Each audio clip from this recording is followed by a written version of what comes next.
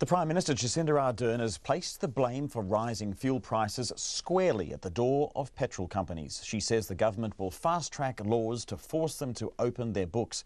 This is as prices at the pump have crept higher and higher, and there have been calls for the government to step in and cut some of the fuel taxes that it controls to ease the burden on motorists. But Ms Ardern has set her sights on a different target. Our reporter Sarah Robertson has the story. New Zealand consumers, in my book, are being fleeced. That was the Prime Minister Jacinda Ardern speaking about rising petrol prices at her post-cabinet press conference this afternoon. She says petrol has gone up 39 cents over the last year and taxes only make up a small fraction of that rise. Pre-tax, as of today, we are the highest cost for fuel in the OECD, and some of that cannot be explained.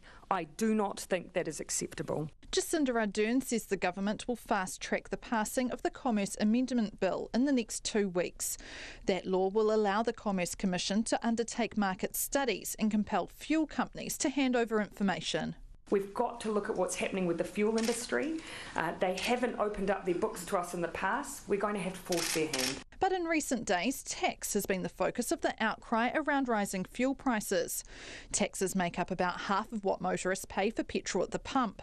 There's the fuel excise tax, GST, the emissions trading scheme levy, and in Auckland, the regional fuel tax.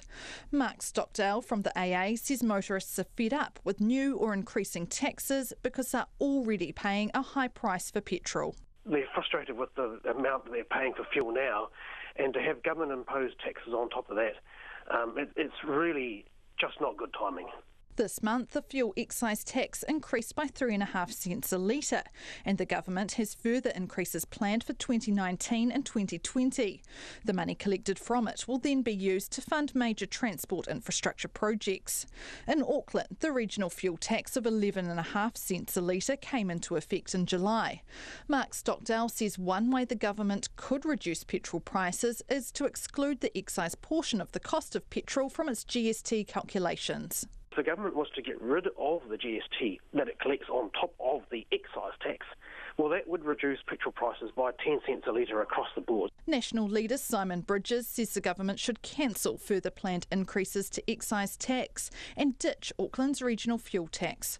Mr Bridges says transport infrastructure projects could continue to be funded by reining in spending in other areas. I just don't think they need to pile on new taxes at the moment if they make sure they're careful with the purse. But Jacinda Ardern has dismissed tinkering with fuel taxes. The issue we have is even if we remove that excise, I cannot guarantee that fuel companies would not simply absorb that themselves and that consumers would pay the same price. But one economist says stronger international oil prices and a lower New Zealand dollar are to blame for higher petrol prices, not increased taxes.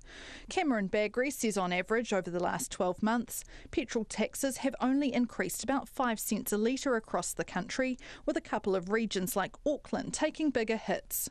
He says the bigger shifts have been around what's happening internationally. What you're seeing is international price of oil has gone up towards US dollar $80 a barrel, and of course you've got the New Zealand dollar moving down. Stronger oil prices, lower New Zealand dollar, then the imported price of the product is going up quite a long way. Jacinda Ardern says she expects a market study on the fuel industry to report back next year, and the government will prioritise a response to it. Mō te hōtaka o te ahi, ko Sarah Robson, aho.